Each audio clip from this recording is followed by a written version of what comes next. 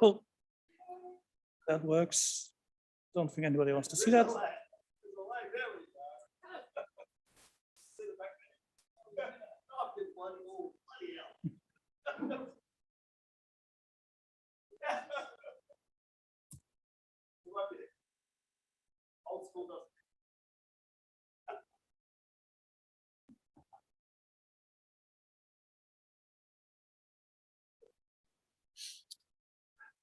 Okay, welcome everybody to the 119th Melbourne AWS user group. You may notice that I'm not Rob. Rob unfortunately couldn't come tonight. Usually he takes care of this introduction bit, but he had a last minute unfortunate reason that he couldn't come.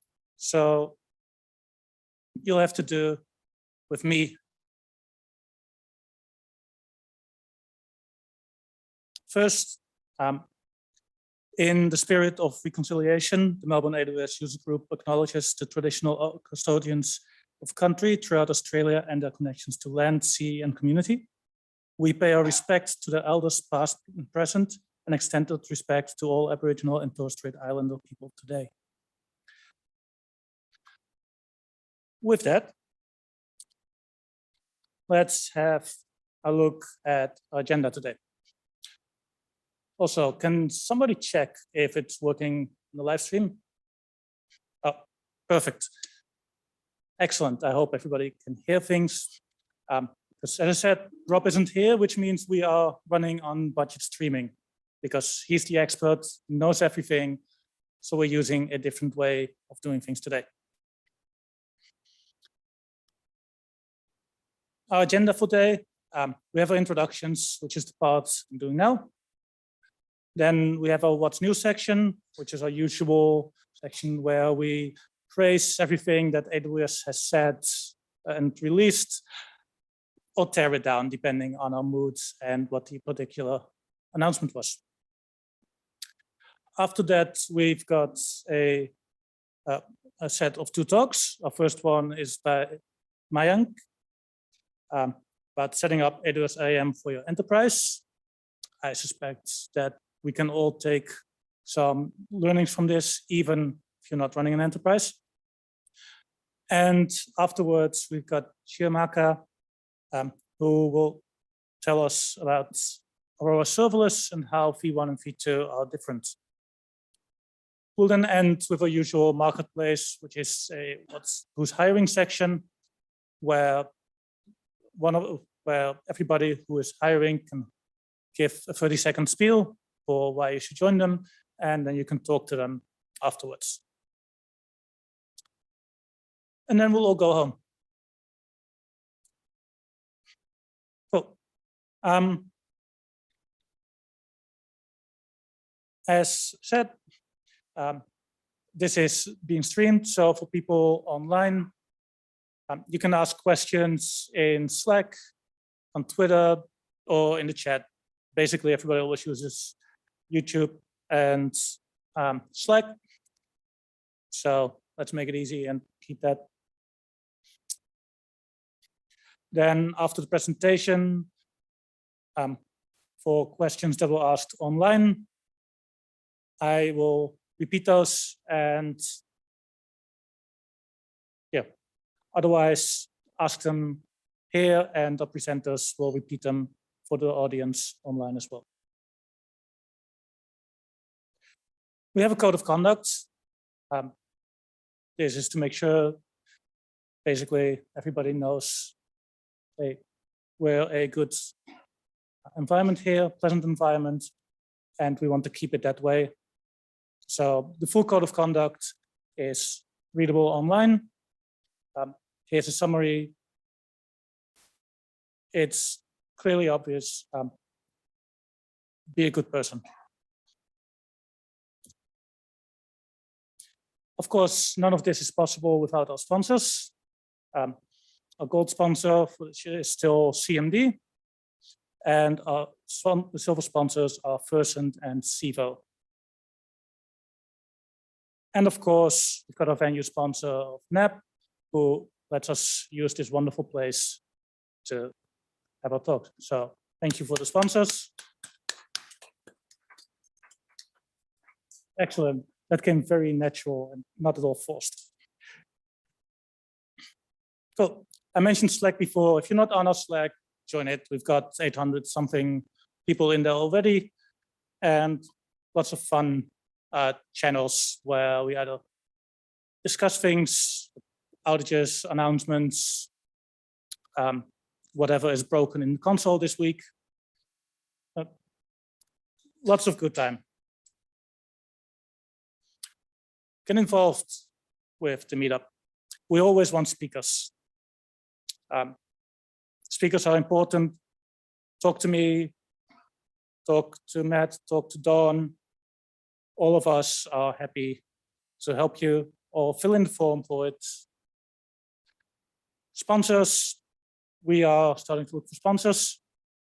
Talk to the guy at the back if you are willing to sponsor. And volunteers. Managed fairly easily, but it's always good to have a pair of helping hands. That brings us then to what else is on in the community. We've got the AWS Programming and Tools meetup on the 12th of October.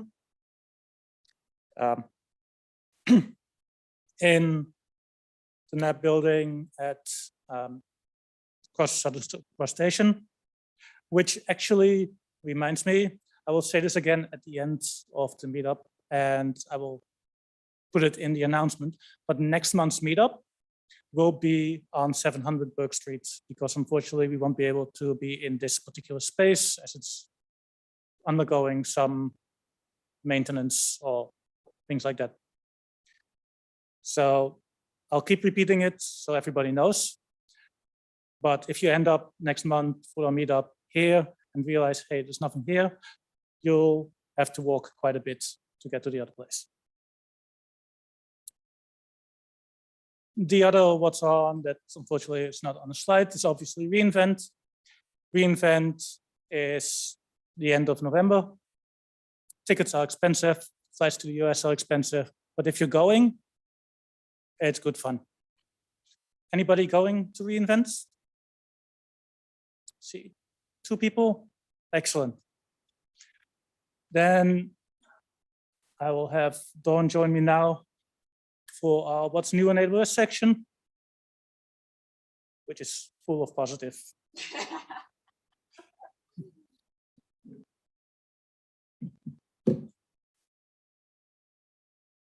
Cool.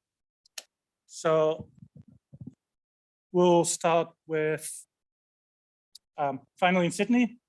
For those of you new here, Finally in Sydney is basically a section of the news where we talk about services that have been available in other regions for a long time, or sometimes not that long, and are now finally available to us here in Sydney.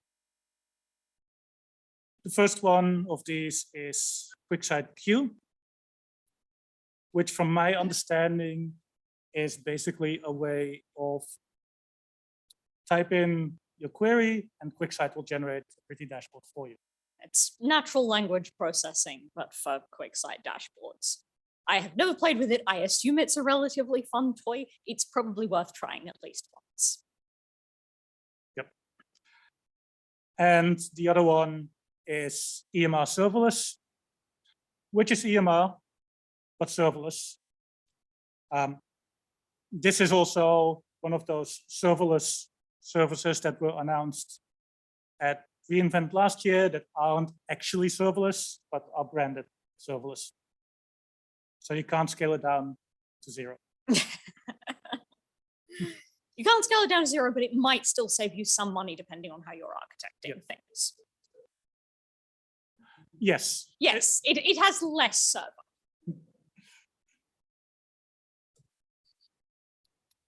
Cool. Speaking of less servers, the main one here that I want to call out, and it's not really a serverless, but it was the best place to put it, is the new console for simple workflow servers. Who among you remembered that this service existed? I did, because it was on all of the AWS exams. This is a service that has been obsolete for probably the entire time that I have been functions. Yep. But apparently we have a new console for it now. I'm sure that someone had a lot of fun designing this, probably. Yeah.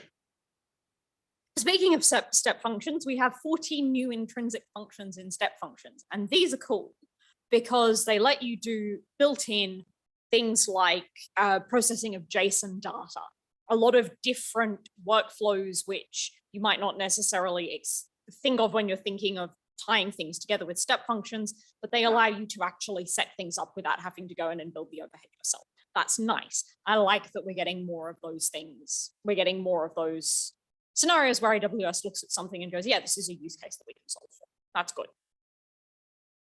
Yep. Another one that's very useful is RDS proxy support for RDS for SQL Server. If, for those of you, so RDS proxy is basically a way to proxy your database connections for your Lambda functions, basically making the round trip to the underlying database a lot shorter. And if you are stuck with, if you're running something like .NET, which we had a wonderful presentation about last week in a month, then this should save you a bunch of time. Yeah, I'm. Sorry? I believe it maintains proxy connections. I think that's just the thing, how RDS proxy works.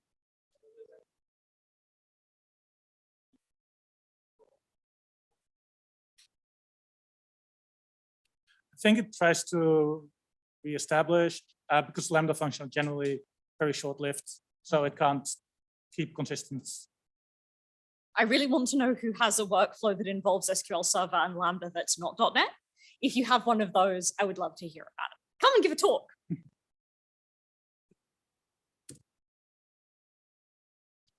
Containers. Good news for everybody who uses containers the right way using Fargate. You can now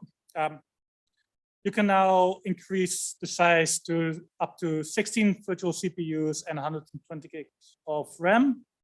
This is one requirement for that is that you opt in to the new underlying requirement for this. So that's why you have to do that. Not entirely sure why, but that's. Oh, I bet you that was a customer request somewhere, but big beefy workloads on Fargate, great. More excuse to throw out the EC2 instances. Yes, please.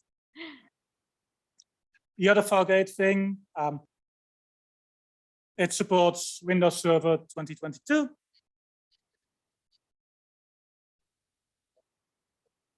I think any. Of course, if you go for the biggest option, you'll probably run out, or that's probably why they waited with this for the 16 CPUs and 120 gigs of RAM, because you'll need that to run it. Yeah. Yeah. That's AWS's problem. If you are using ECS, whether you are using it with Fargate or not, you now have faster scale in and scale out with ECS. I actually can't remember if that's an EC2 only thing or if it's Fargate as well, but that's good. It's nice to see ECS getting a little bit of love in that regard. Yep. Trying to sort of get it to the point where it works better than some of the knobs and levers that you get for services that have been around for longer might be another question, but faster scale in and scale out is always good. And of course, if you're a big fan of Kubernetes, you can now use Kubernetes to deploy your Lambda functions. If you really want to set everything up so that you have Kubernetes orchestrating your entire platform, including the AWS managed Prometheus service, so that when your Kubernetes cluster goes down, you will also lose your Prometheus service. That is now a thing you can do. I don't know why you would want to. If you are using Kubernetes, please run your monitoring stack somewhere other than the Kubernetes cluster that you're running it on, because you don't want your monitoring stack to go down when your Kubernetes cluster goes down. But yeah, you can now do this. You can orchestrate your step functions from Kubernetes. I don't know why you would want to, but you can.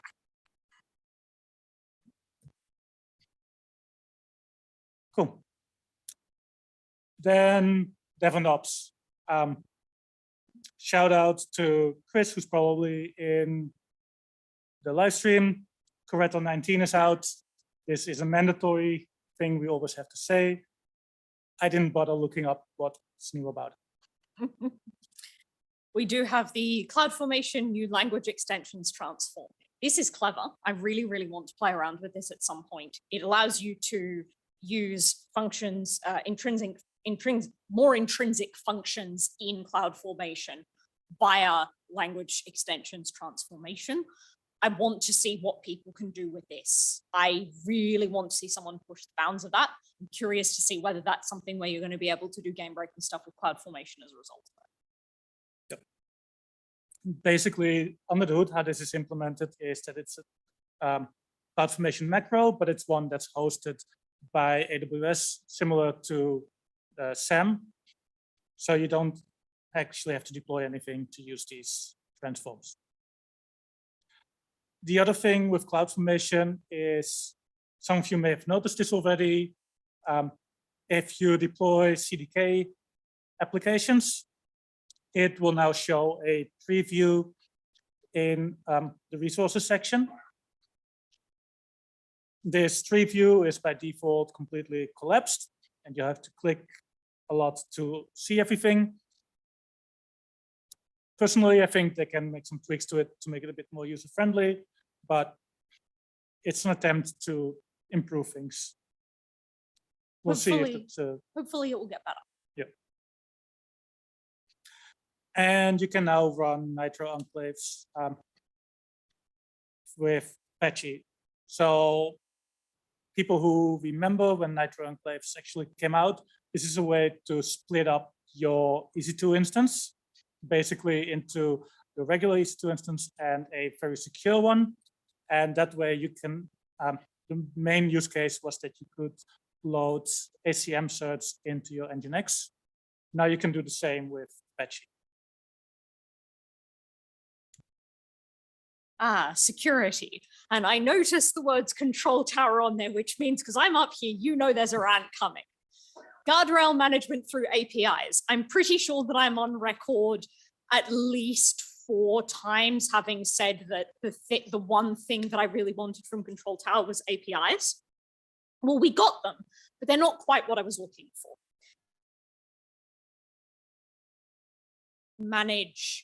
Allegedly, you can manage the guardrails which Control Tower provides around your AWS organization setup using APIs. This has a few fairly major limitations. You can only query it if you know the OU or account that you are querying for some things, which means that you cannot go in and just download a full set of data. It's also only the guardrail management. You don't have account management. It's a start. I hope that it's the start of many, many more, because I still don't know that I can get up here and with a straight face advise people in large enterprises to use Control Tower after this announcement. A ringing endorsement. Speaking of APIs that have been long awaited, IAM Identity Center, more commonly known as SSO, which was the old name, now has APIs for managing users and groups. I haven't tried it out yet to see how well it works, but I actually know some of my colleagues have used it and were able to do the management, so that's a good thing. Yeah, I mean, this one is very much a case of any sort of API for that was going to be vastly better than what already existed. So it's not like it's not like the Control Tower rant. This is something that if it's implemented well, it's really good. Being able to manage that automatically is a really good thing. Any other that you want to? Yeah, The Route 53 support for DNS resource record set permissions is the other one that I want to pull off here, because it used to be that when you were setting up permissions in Identity Center, formerly SSO, or however you were running IAM users or what have you, for DNS resources, so Route 53, you would have to set those permissions up by hosted zone. Now you can do it with subsets of DNS records in a hosted zone. You can do it with individual records in a hosted zone. This is really cool because it means that you can essentially have one personal group manage the hosted zone. And you can delegate permissions for managing the subdomains out to different groups of people or different teams in your org. I really like the fact that there's now some separation of concerns there, which allows you to actually give people some control. It means that that domain-based stuff doesn't always have to go through a central platform team. That's great.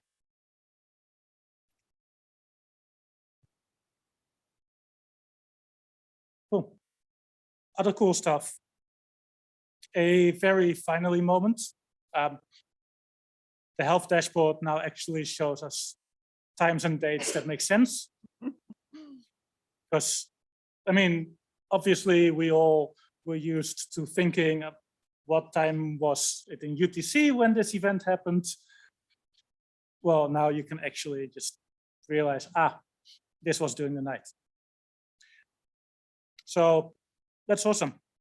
Yeah, mildly disappointed that Matt isn't up here for this one, because we've got the CloudFormation support for Amazon Connect instance creation, and I'm sure that he would have a great deal to say about that were he up here. And again, in much the same vein as me in Control Tower, I feel another presentation coming on at some point. If you want to use Connect, now you can automate it. Yep. Connect also has a couple more search APIs, which I'm sure are useful. And of course, the thing everybody has been waiting for is the console home widgets for blog posts and launch announcements, so that you can see the latest 5 announcements whenever you open your console. See, I want to say something snarky about that, but there are so many scenarios where I've come up here and done what's new in AWS and only known about things that have changed because of that. I actually think this is a good thing, because it means that people, at least for the launch announcements, people are going to realize when things have changed and they're going to stop doing things the old way. Hopefully, we can hope, right? Hopefully, except if there's a limit of 5 being shown. I haven't seen many days where AWS only released 5 things, so the one that you'll after might not actually show up. This is true. You're relying on the time zones lining up. Yep. Cool. And that's it for the news. This is not going for now. So thank you, Don. And then we'll move on to our first speaker.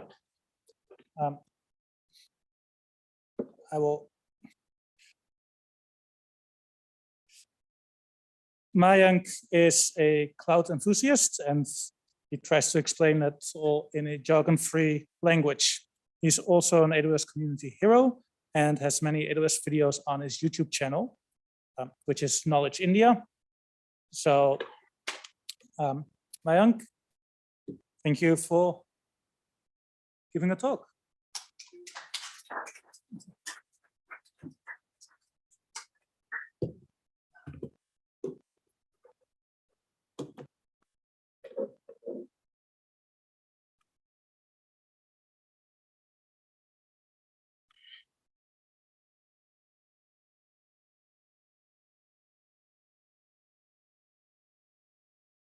I'm just gonna...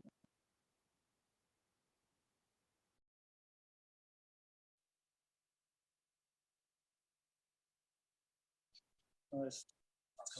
Yep.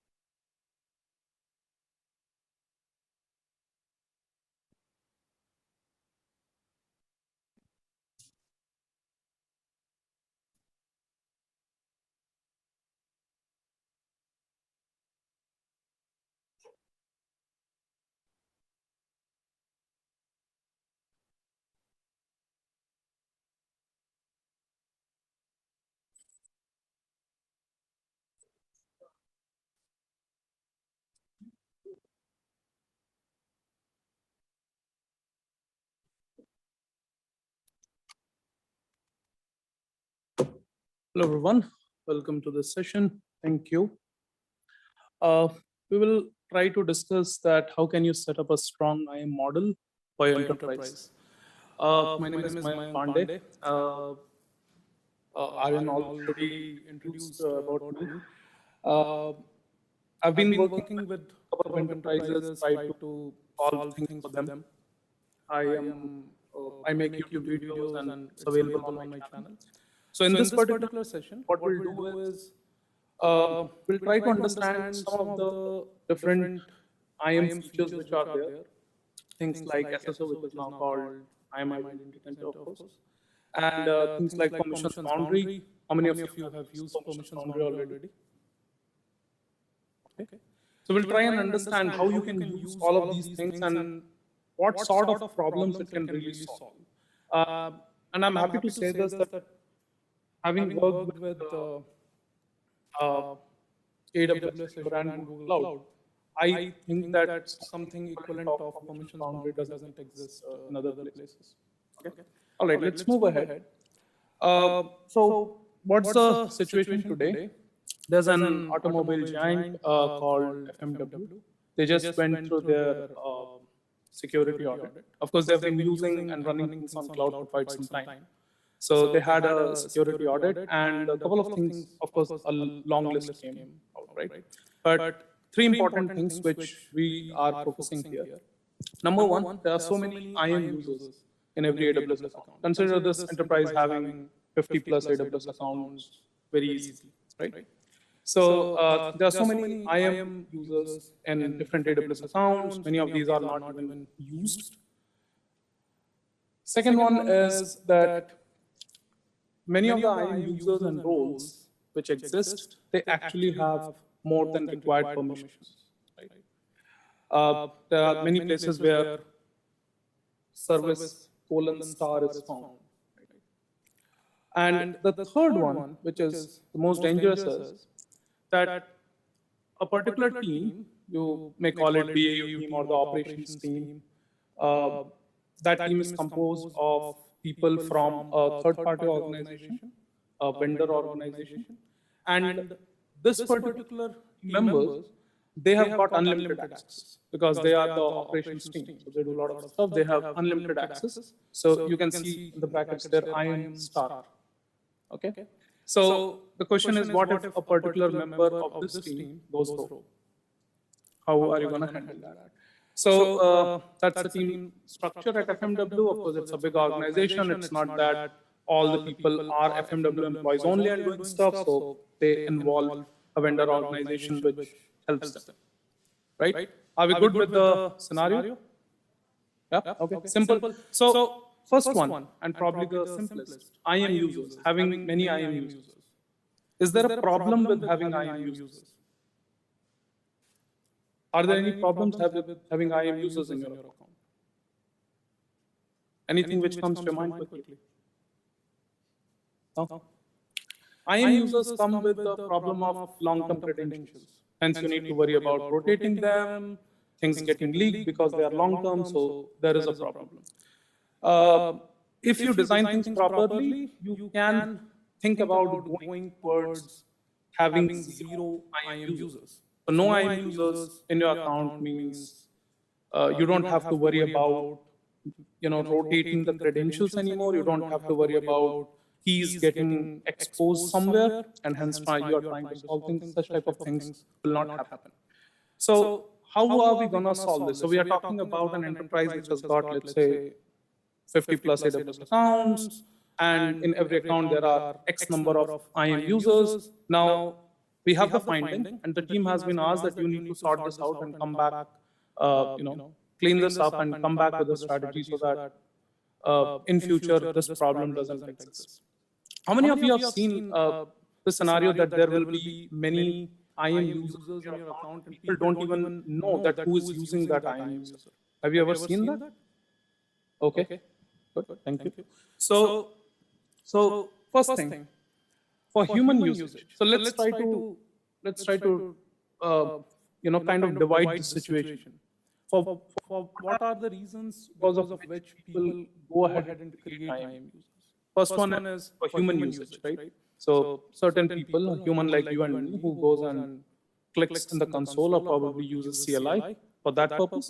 So if those type of, like you have got those type of IAM users, you can get rid of that very easily by going ahead and implementing SSO. Go ahead and implement SSO and say I will continuously use SSO. Of course, you understand SSO is identity center, but yeah, we are habitual of talking SSO yet. So there are many benefits if you go ahead and implement SSO and hook it with your organization's identity store, like let's say AD or Azure AD, whatever. So if you do that, you are able to implement a very strong GML. If a person leaves the organization, you don't have to worry about that person having access to your AWS environment anymore, because automatically that person's AD account will be gone, and of course then that person cannot access your AWS environment anymore. You don't have to worry about any credential rotation, because with SSO, people or a user would actually get a short-term credential when the person is trying to access things, right? Person will not have any long-term credentials to remember. So get rid of IAM users which are there created for individuals' usage, and go with SSO. So that's the first part. You can also go ahead and do this. This will help. Go ahead and create a trigger that whenever a new user gets created, a core team gets an email notification, so they go and inquire that who did that. Also go ahead and log it in some database from where you can go ahead and probably investigate later on that why somebody is even creating an IAM user. So yeah, it's a big problem if you are trying to solve it at the scale where I'm saying like 15 to 30. So if you're dealing with like 1,500 IAM users, it's a big problem. Next part here is what about apps or basically the IAM users which are used by certain applications. So people would say, I've created this IAM user because a particular application uses it, right? Sometimes people also say it as service accounts, a generic term, but so what can you do for that? The first one is try to find out that is it really used by an application, like code is making use of that particular IAM user's credentials, like access key and secret access key, or it is something like a human actually sometimes makes use of access key and secret access key. So you will hear this type of arguments where a particular person who is part of one application team would say that, you know what, every alternate day we have to upload a couple of files to S3 bucket, and because we upload it via our CLI, so that's why we make use of an access key and secret access key, and that's why this IAM user exists. You don't need that, right? Tell that person to go ahead and do that using short-term credentials which person can get from SSO, and person can go ahead and surely upload it, right? Once in 2 days, once in a week, whatever it is. If it is actually used by an app, right? For example, there's an application, Python, Java, whatever, and that application is actually interacting with AWS, then you know what to do. You have to push for usage of IAM role, right? Goes without saying, do that. But if you come with enterprise background, you would know there will be scenarios where it won't work. People will say, I have such a use case where, let's say, a particular application is actually hosted outside of AWS, and hence we need to hard code. If they have to do that way, then that should be your last case, and you have to treat it as an exception and develop this culture in your organization that that particular business app owner has to carry that debt, and develop a process of regularly reviewing all such exceptions. So that's the first one, which was about having so many IAM users. We'll have to do that exercise and try and get rid of IAM users. Best thing would be not having any IAM user at all. Second one, more than the required permissions. So this is a problem which all of us would have seen, I guess. It happens because in most of the places, AWS accounts get created, and then we start running our workload. The focus is more around getting our workloads to the cloud and making things work. And at that time, people do not actually do a thorough profiling of the permissions required.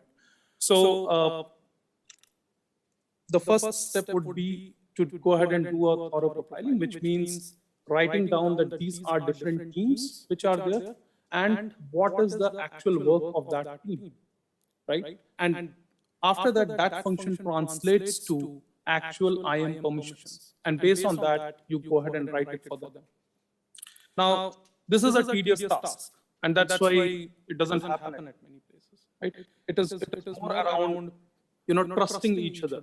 I trust you, so I'll be okay if you have X amount of permission.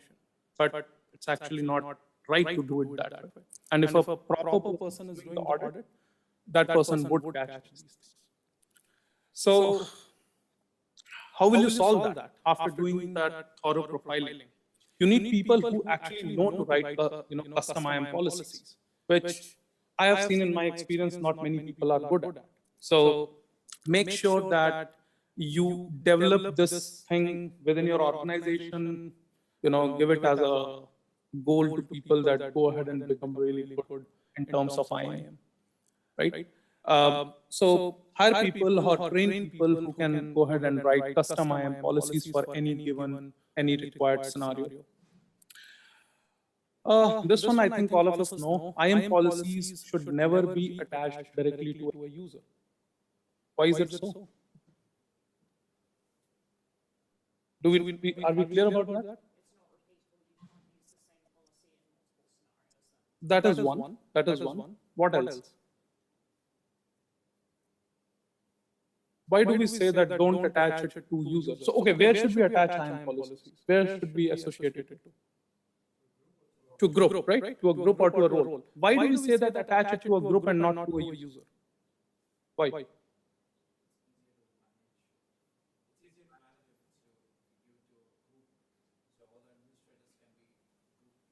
Okay. If we take away that administrative part from that explanation, is there anything else? It is easier to manage. I mean, I feel it this way that attaching it here or attaching it here, that effort is same, right? Yeah, that is one. If you start managing things via groups, you are actually kind of taking that model which is there on the ground to AWS, right? So if there is a person in your organization and that person has got ABC permissions directly attached to that person, right? That's not the real model. Normally there has to be teams. There is a team A which does some job, there is a team B which does some job. So try to always attach policies to groups and make sure that people are added to the groups and people are removed from the groups. So that way your JML always remains intact, right? There won't be an issue that there is one person who actually was trusted and hence that person went ahead and did bad things, right? So you can go ahead and set up maybe config rules and figure out that if there is an IAM user who has got permissions attached directly, that gets reported in the dashboard. You can do that, right? So make sure you do that. The next one is you should sync only the AD groups and not AD users when you are setting up SSO. So from your Azure AD, you have the option to push AD groups and you can also push AD users. So the best, the good thing would be that don't push AD users alone, because that again goes back to what we were saying in point number 3, right? So make sure that you are pushing groups only, and then you, on the AWS side, you are able to map that a particular group has got this permission in this account, right? Yep.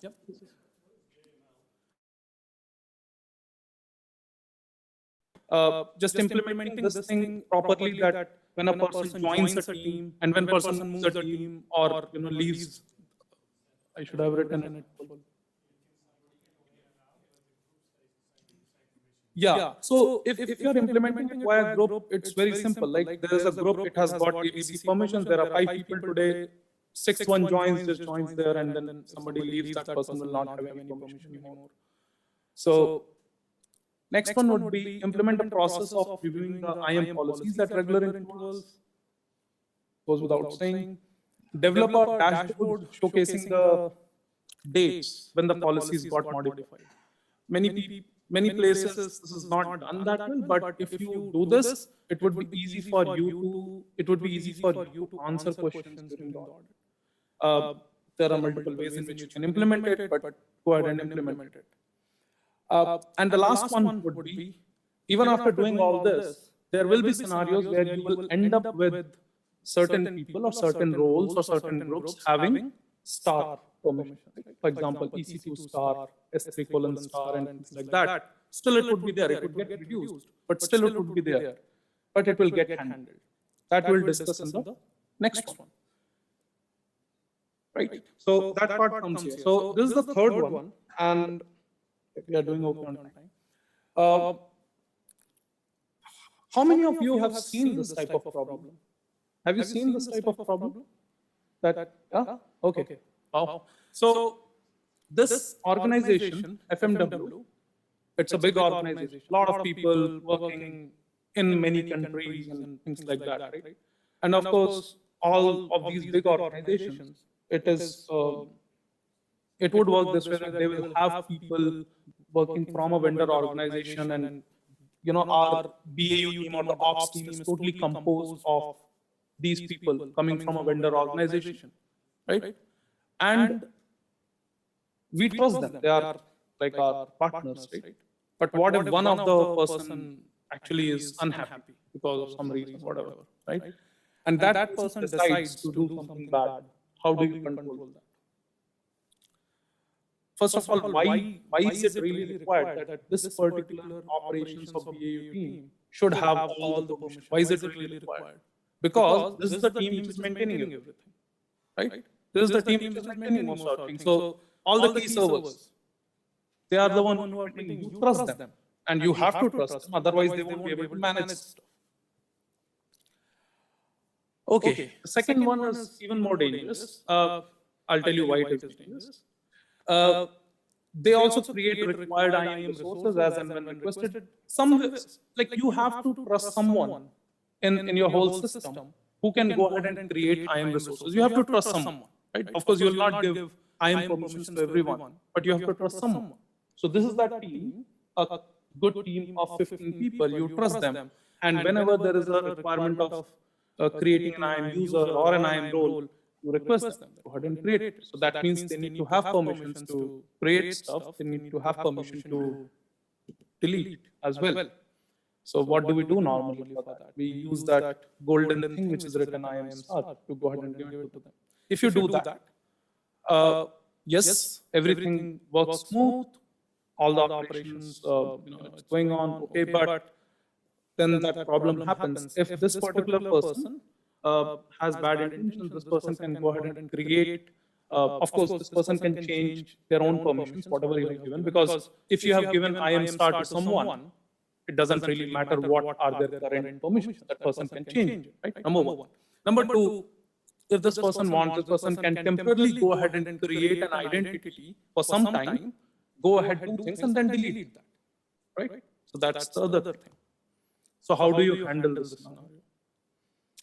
This is where IAM permissions boundary comes in. I like this very much, this concept very much, because I find it really interesting the way it has been designed and thought through. In my interactions, what I've seen is that not many people understand it fully and the power of permissions boundary, but I'll try if we are able to understand it here. So with IAM permissions boundary, the first thing is, of course, you can use CloudFormation to provision it. You can easily provision it across multiple accounts. You've got 50 accounts, 100 accounts. It's quite easy. You can go ahead and just provision it. And then maintain it. For example, if you have to kind of update it, you can do it in a seamless manner. So with this, what you do? See the point number 2. Allocate the team IAM star, but then restrict the possibilities via permissions boundary. I'll explain it to you in a bit more detail. But here, what we are saying is that if there's a person in my BAU team who has got IAM star, right? But even after that, I would be able to restrict what this person can do. And we'll just see an example how you can do that. You should use permissions boundary to deny the non-negotiables. What are non-negotiables? You would never want, that doesn't matter who the person is, person should never be able to go ahead and delete some of your key network components, right? Nobody should do that. Person should never be able to go and get rid of your backups or snapshots or things like that, right? Nobody should be able to delete it. And of course, we are not talking about some random person deleting it. We are talking about the team, which actually has a lot of permissions. That team also should not be able to delete it. So you can use permissions boundary to handle that. We'll see how you can do that. I'll just show you.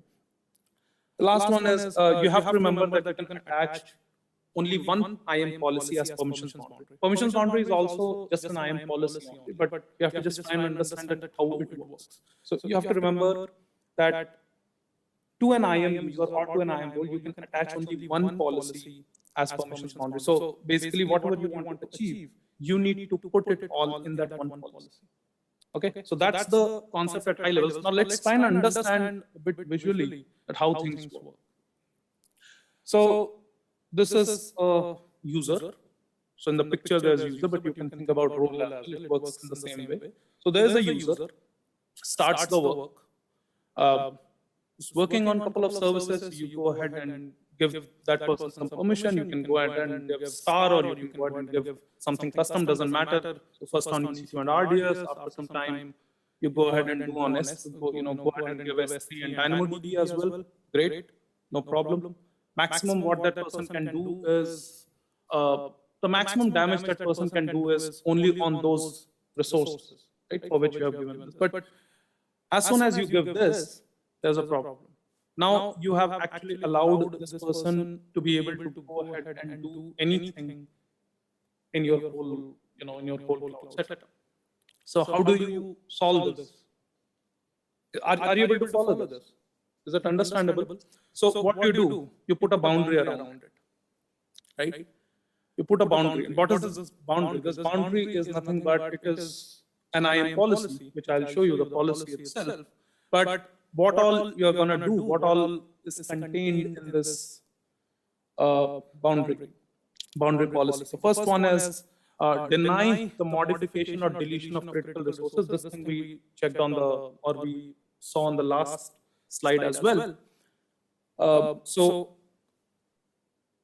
if you talk to the central team in any enterprise, you will be able to figure out what are those non-negotiables or critical resources we are talking about, right? Shared tooling, all your shared tooling, that should not go away.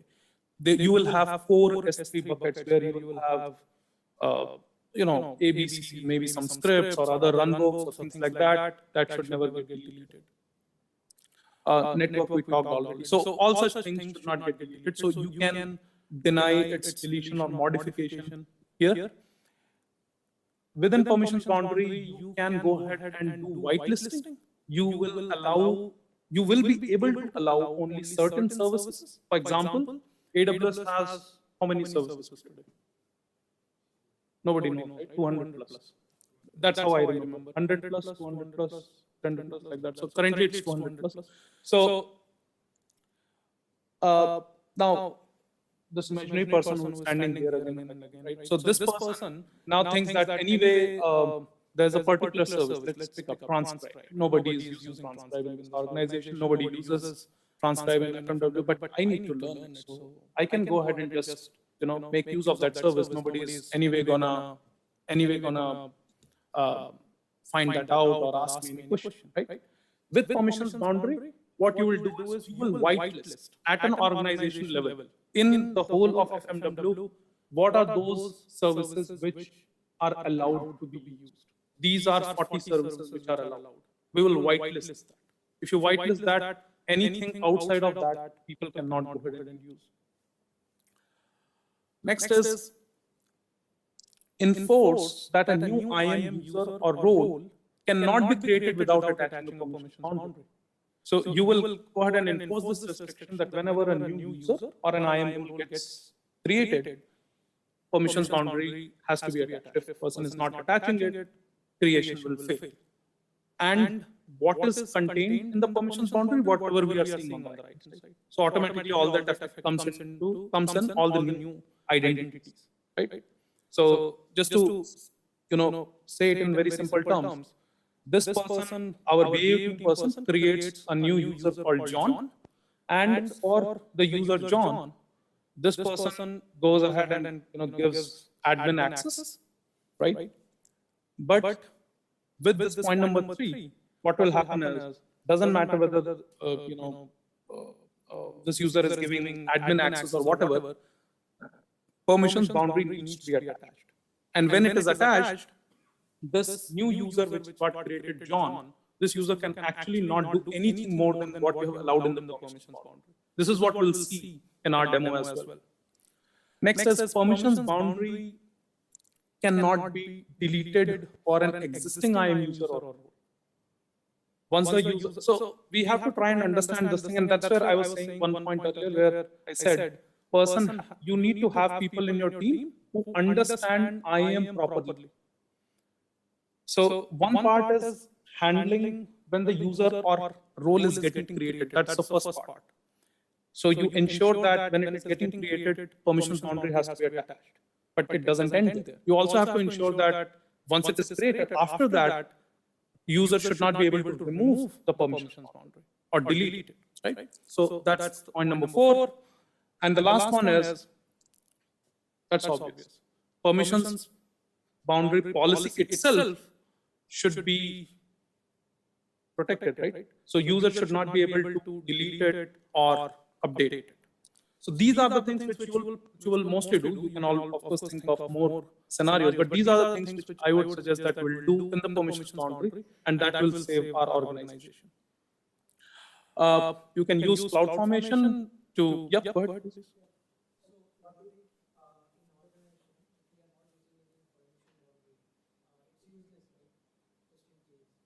If you are not using any permission boundary.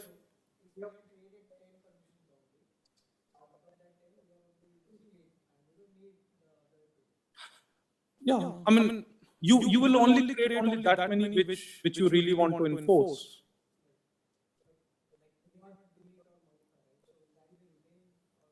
If there is some extra policy which is there in your account and is not getting used by anyone, it will not cause you any harm. But ideally, in point number 5, you will restrict only those policies which you are actually using. And that has to be decided by a team centrally who is just sitting. If you do at initial level, it's very good, but most of people don't do. So on an ongoing basis, whenever you realize, you do it, and from that point onwards, people follow it. Yeah? Okay, I understand that we are probably running late now. So I wanted to just show a quick demo of permissions boundary. I wanted to show a policy and wanted to provision it and show it in action. Is it okay if we do for 5 minutes? Okay. All right. Let's try and do this.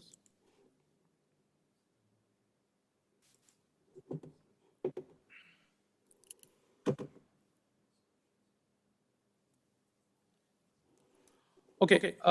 So I'm here in my SSO page, and I'm currently logged in to my master account or management account.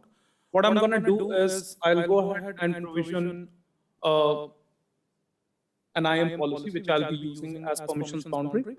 So I have it open here. Just 1 minute.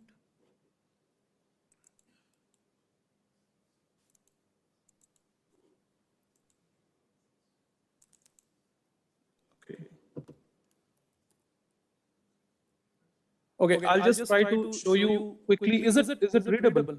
Should I probably a bit more?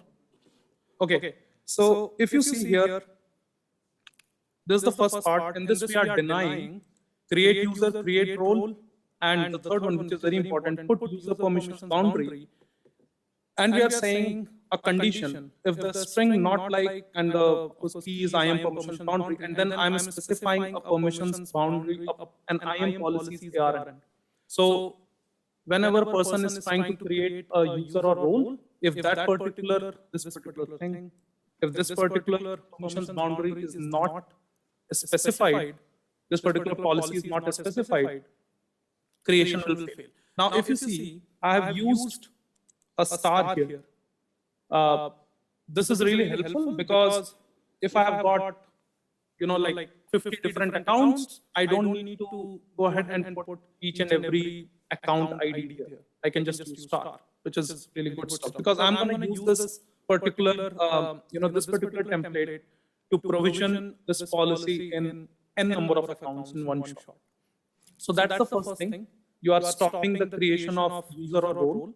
Second is, this is more from organization perspective. There are certain roles, which I don't want that they should ever get modified. Whenever you have set up AWS organizations, you would know that in your every member account there are certain roles which get created. So this is just denying the updation of those roles. Let me just quickly show you this one. If you see this part, this particular part is helping in saving our permissions boundary policy from getting modified. And of course, this last one here is delete user permissions boundary and role permissions boundary. These two actions get used when somebody wants to remove the permission boundary from a user or from a role. So that also we are denying. Further to that, there are different services which I'm whitelisting, so user would be able to work or use this if they want to. What you will do is just go ahead, say, create a stack set, do this.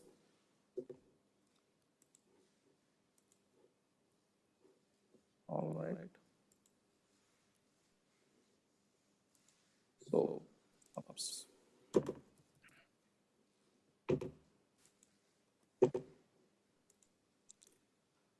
I want to do this only in a particular OU. I have noted the OU name here to just make it quick.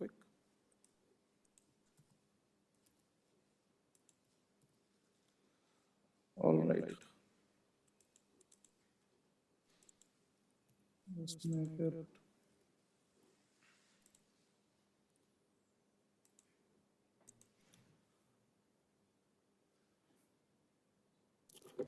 Okay, so this particular thing, what I did, this is going to create my permissions boundary in this particular OU lab test, which you are seeing. This is really small lab test. It has got some 5-6 accounts inside that, and so of course in all those accounts that particular thing will get created.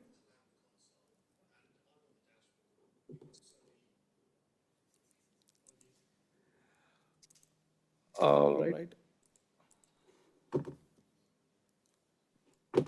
2 more minutes, should be able to wrap this. So it will take just a couple of minutes. Okay, in the meanwhile, while this is happening, I just want to be mindful of the time given. Are there any questions which you want to discuss on? Yeah, please.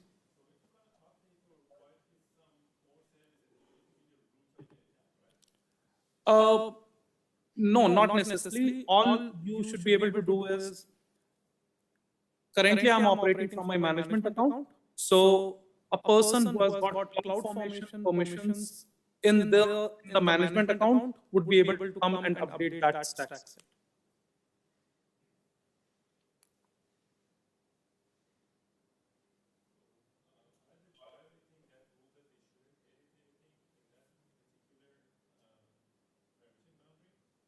I'm not able to understand. Can you say louder, please?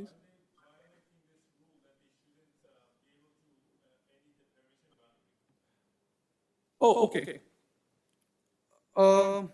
Okay, so you are saying, okay, maybe I did not understand your question correctly. You are saying that, in a member account, what if the root user goes and edits the permission boundary? Is that the question?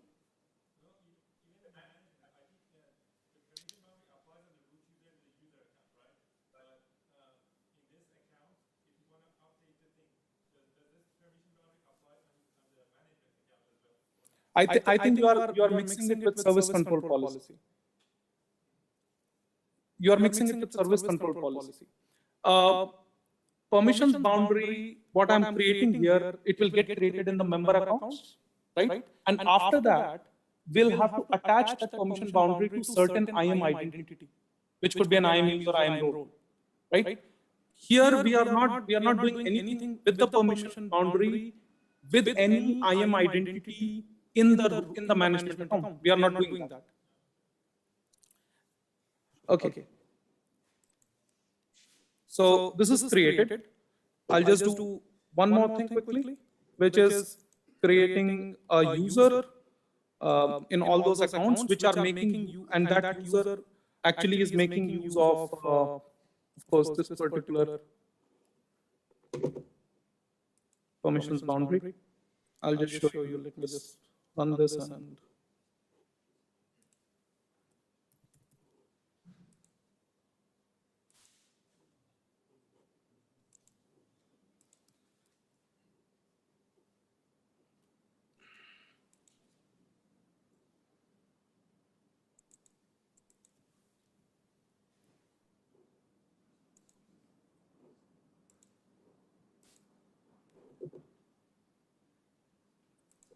Okay, let me just show this as well.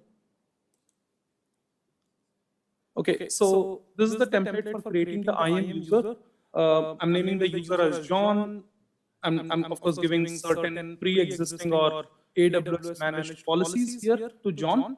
And you can see here permissions boundary. I'm just giving the permissions boundary which got created earlier. I'm making use of a variable to actually pick up the correct account ID and then associate it.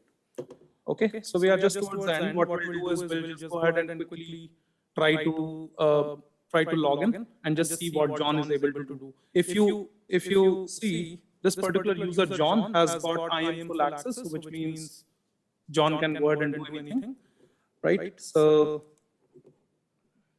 let's try to log in. I'm hoping I've got created.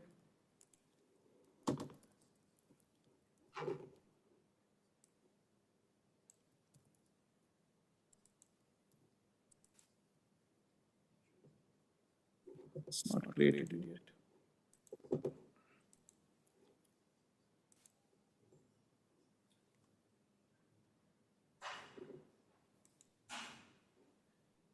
Okay, we'll have to just wait for a minute, but I just want to show this last slide. Some of you might be thinking that whatever we are saying about restricting the whole thing, why can't we go ahead and do this using service control policy? Whether that question came to anybody's mind? Yes, no? Service control policy which you apply at the organization level, you can go ahead and do that as well. All we are saying is we are restricting something. Why can't we go ahead and do that restriction via service control policy? You can do that, but there are few design considerations, I would say.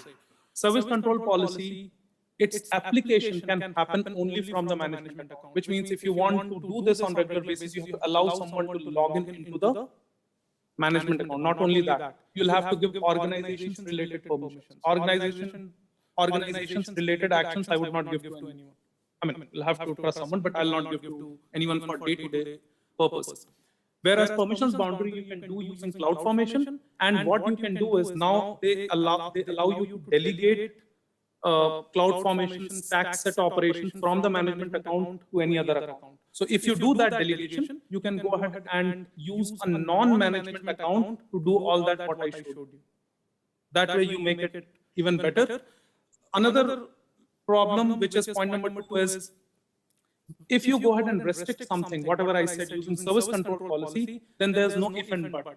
All the IAM users, all the IAM roles, even the root user of those member accounts, that effect will be applied there. Nobody would be able to do those actions which you actually denied. But sometimes you would want that somebody should be able to, some highly privileged people should be able to go and genuinely delete something. In such scenarios, those identities can exist without permission boundary in your design.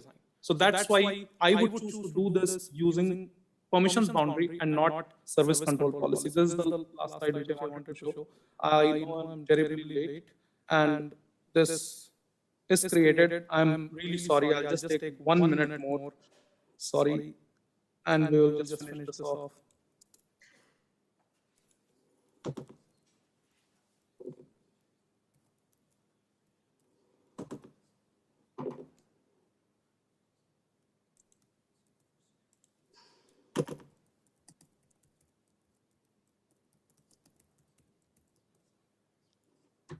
Okay, we are on the last step. We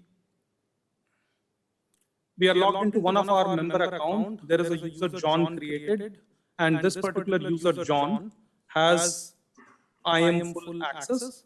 I'll just show you. But this user John has the permissions boundary policy attached to it. And it is the same permissions boundary policy which I showed you earlier. So here is John. It has got all these permissions. Great.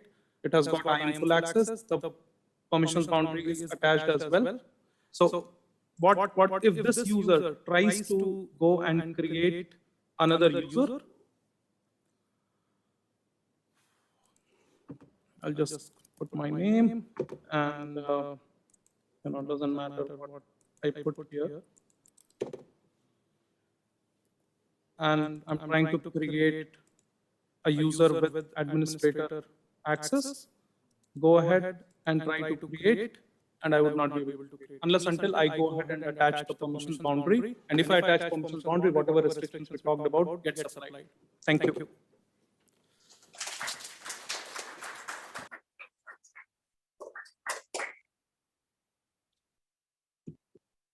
Sorry for being.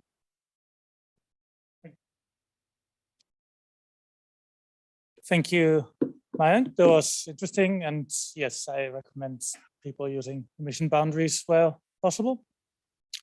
Our next speaker is Chiamaka. Chiamaka is an avid chai latte drinker working as a full stack software engineer in Melbourne. And she's going to tell us everything about Aurora Serverless. So, thank you.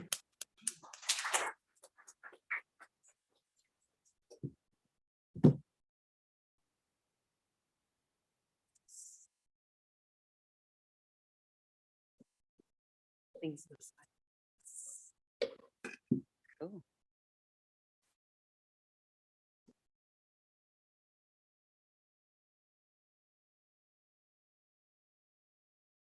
All right.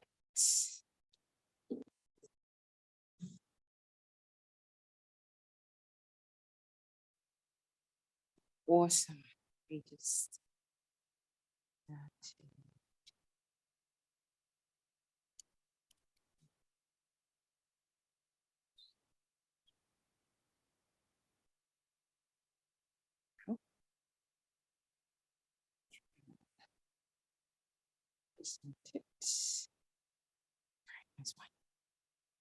Hi, everyone.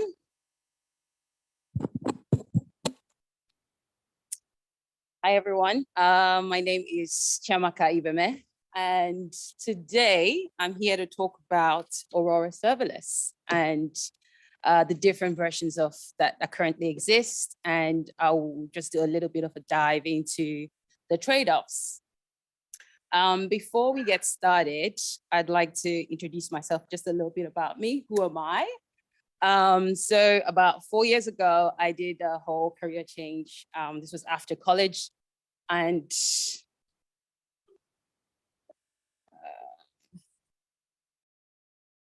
the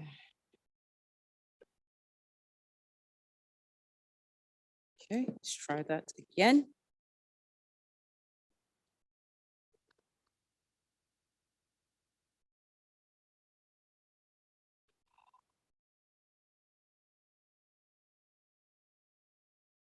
A little bit of a tech problem here.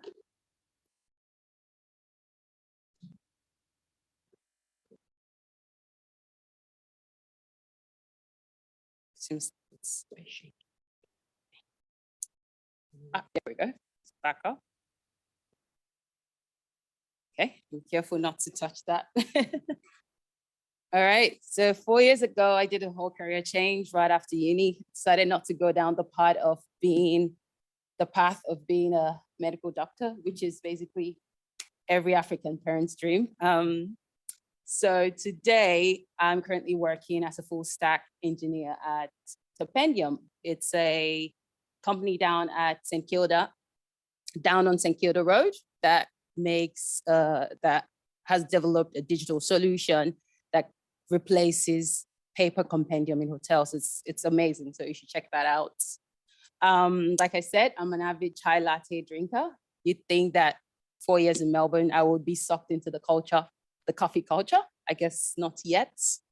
I'm also a cloud enthusiast, and I'm a big fan of open source. And I'm also very open to collaboration, so feel free to add me on LinkedIn. That's my profile right there. So today we're talking about Aurora, right? Before we go into Aurora Serverless, what is Amazon Aurora? So it is basically a relational database engine compatible with MySQL and Postgres.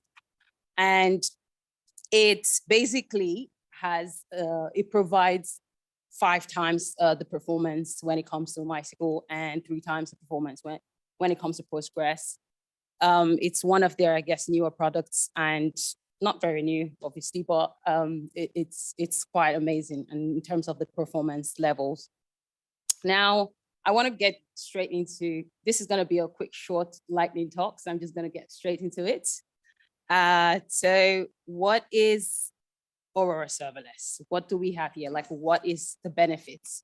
It is an on-demand auto-scaling configuration of Amazon Aurora. So it basically scales capacity based on your application needs. And it does this with less management overhead. It allows you to pay for exactly what you use, and it kind of scales down your capacity when your application doesn't need it. And all you need to do is just to configure a minimum and a maximum capacity there, what is called Aurora compute units. And just by the way, these compute units are about 2 gigabytes of RAM and the corresponding CPU that goes with it. Like I said, it's also pretty cost effective because it's great for projects that, and it's not going to get a lot of traffic all the time, but then maybe has a burst of traffic at certain times. So it can save you a ton of money there when it comes to Aurora Serverless.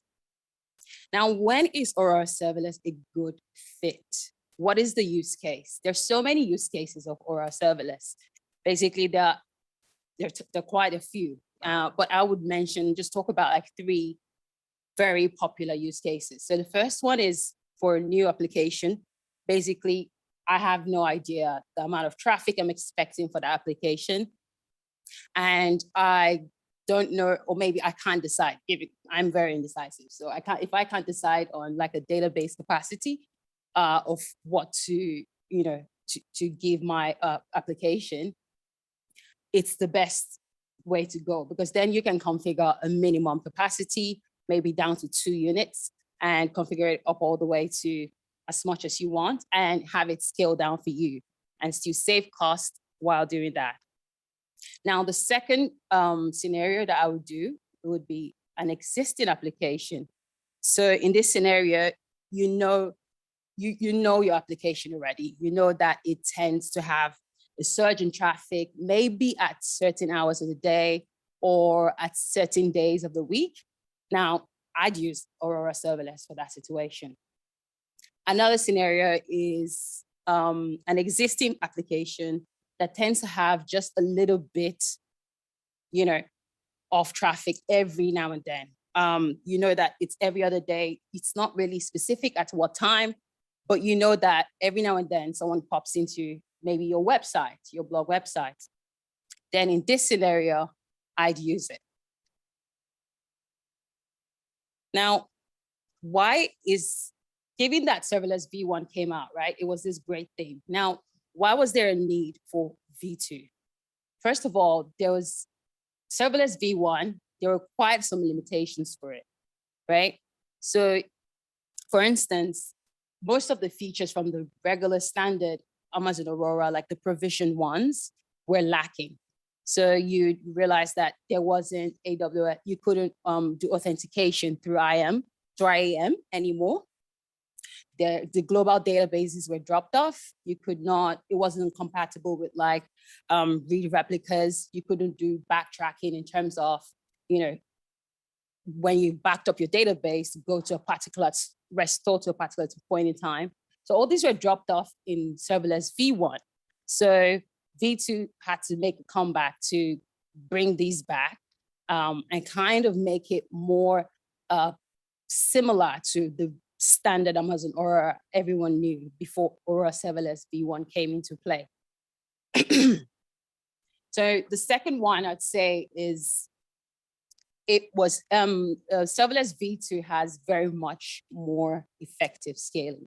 So yes, Serverless V1, you could do auto scaling. Your database can go seamlessly to scale capacity as it needs it. But then Serverless V2 was a little bit more refined in terms that you could scale your database by 0.5 units. So it's compared to V1 that had to do like a double scaling every time that it had more traffic and it needed to process more things.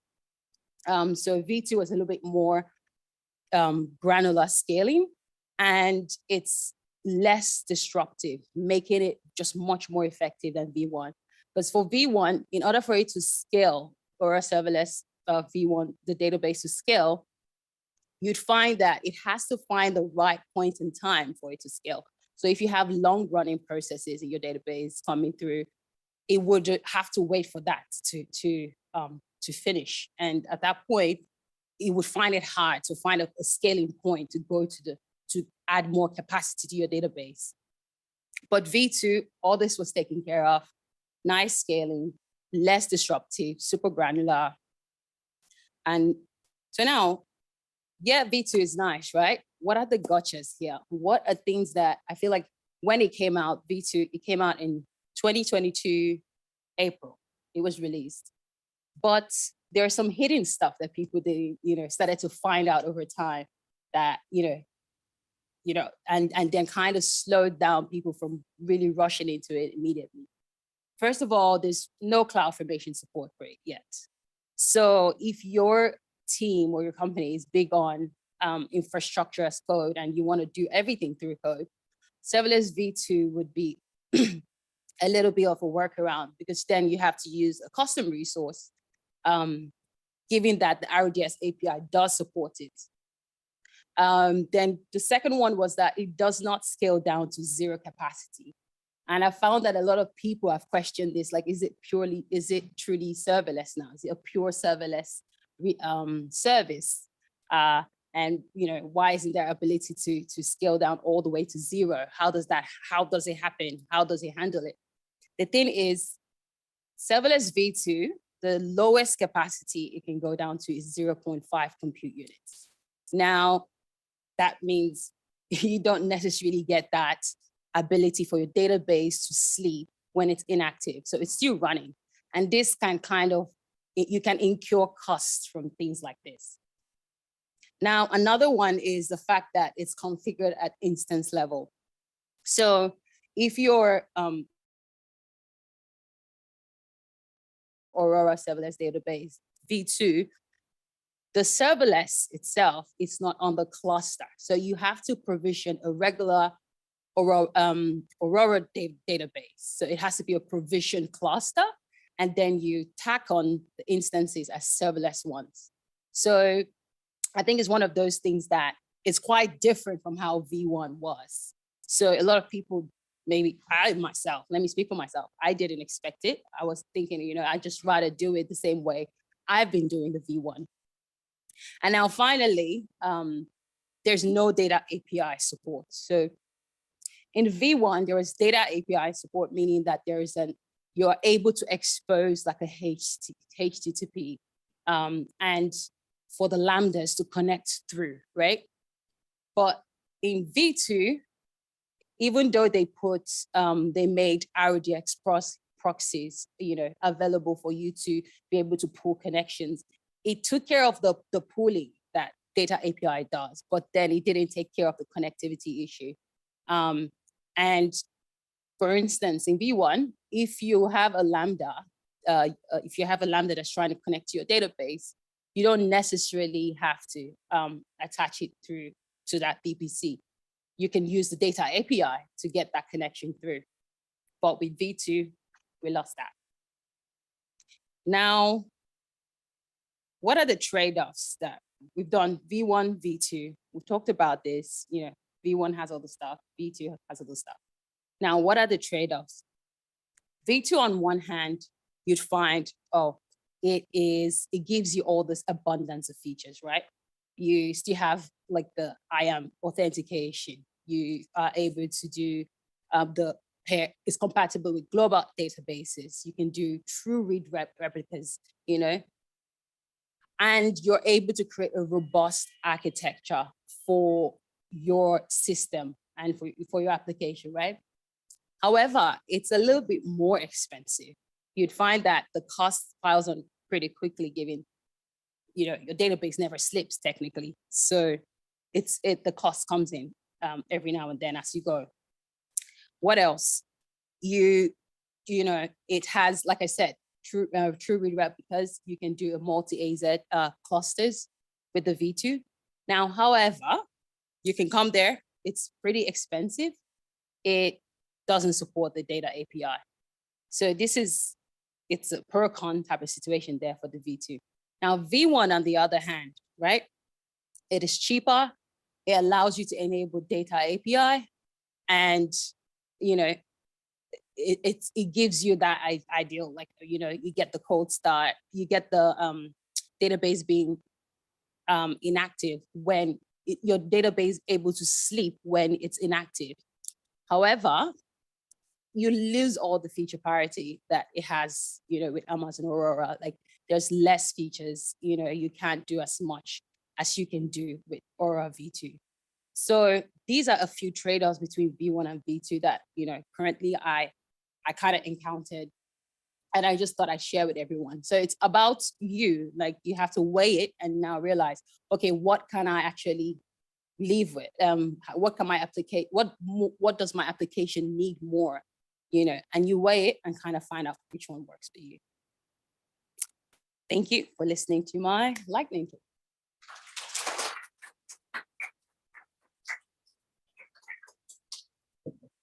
Just wondering, does anyone have any questions? Yeah, sure.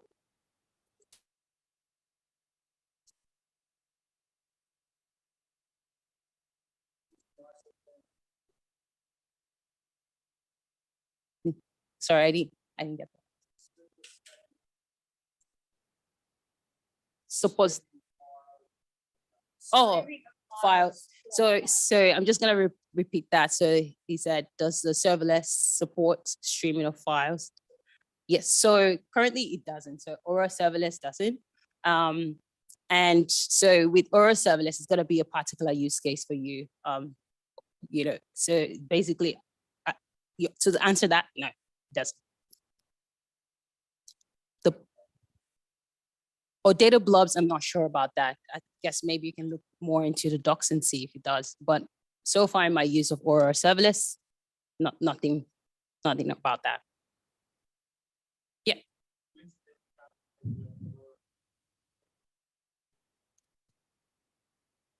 Yeah.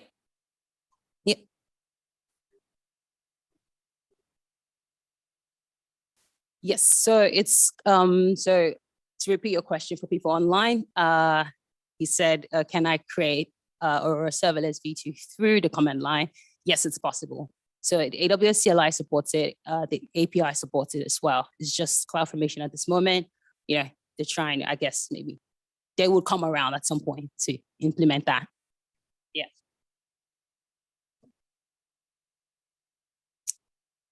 Oh, question over there. Yeah. Yeah.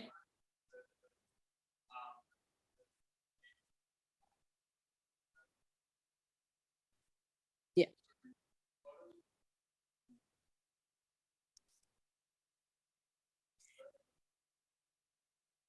Yeah, it's good that you asked that question, because at some point in my talk, I was going to mention this, but with the whole trying to speed it up, I missed that particular line that I've been rehearsing for 3 days.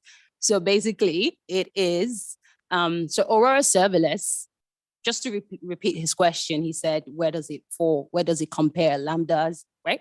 The Lambda and Aurora Serverless, how to compare that? So basically Lambda is to EC2 what Aurora Serverless is to Amazon Aurora in databases, right? So it, like Aurora Serverless would only run when you need it to. And although there is depending on how you look at it, there's a bit of a downside there with the cold start, so it would have it would add on a little bit of a few milliseconds, when it's trying to process, you're running any process. It comes in pretty handy because then, you just save a lot more. It's just like Lambdas for EC2s, where you have your, EC2s constantly running your application, and Lambda only runs when maybe that endpoint is called or it's, received an event from EventBridge. That's the same way you have the Aurora Serverless. It just only runs when you have an operation, into your database. Yeah.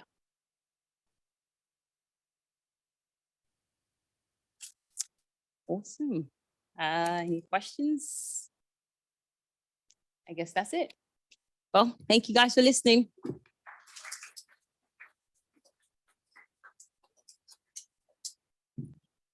Thank you very much, Chiamaka. That was very good and useful. Cool. That means, for those of you who remember the agenda, there's only one item left before I get to kick all of you out, which is a marketplace. So anybody who is hiring, please raise your hands. We'll just limit this to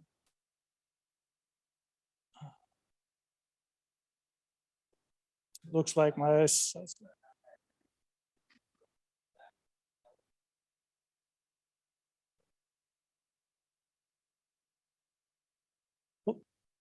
thing done. Yeah, I mean, I do these every month. I'm sure you're all sort of hearing from me by now. I work for a company called Enabler. We're kind of Melbourne. We do Kubernetes. That may or may not be a downside considering the general tenor of the discussions in Kubernetes. But if you are interested in solving weird and wonderful DevOps problems and cloud infrastructure problems with a bunch of really smart. David? One for a company called One Visual, the newest startup from West Harmon Group. So it's kind of the best of both worlds. You have all the benefits from being a small startup, fast, and everything, and play with all the nicest toys, even movies. And you also have the stability and maturity. Everything. Right. We have a lot of roles, a lot of engineering roles, a lot of data roles as well. But I'm personally looking for security, we use my security team. So if you guys know anything else, security or know anyone, for the other roles, I might be able to help. So let's have a chat as well. Cool. Anyone else did I miss? Yep.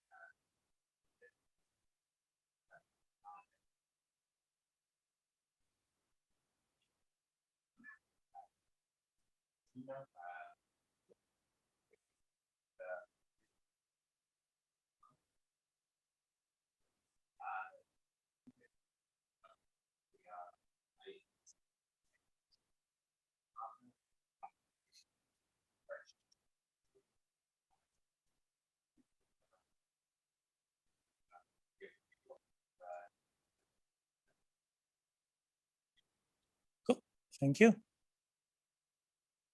Anyone else? I'll do the usual shout out as well for my employer, which is CMD, which happens to also be the gold sponsor of this meetup, which means it is the best company to work for because they sponsor me at every level.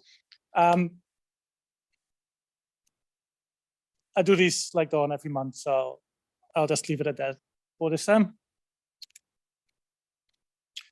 That then brings us to the end. So another thank you to our sponsors, CMD, Versant, and Civo, as well as NAB for hosting us here.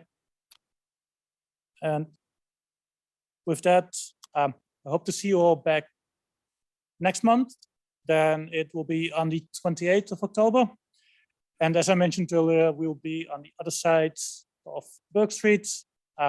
Please don't come to the wrong place because it is quite a walk. And with that, thank you all for coming. Feel free to mingle, talk to the people who are hiring, and enjoy the day.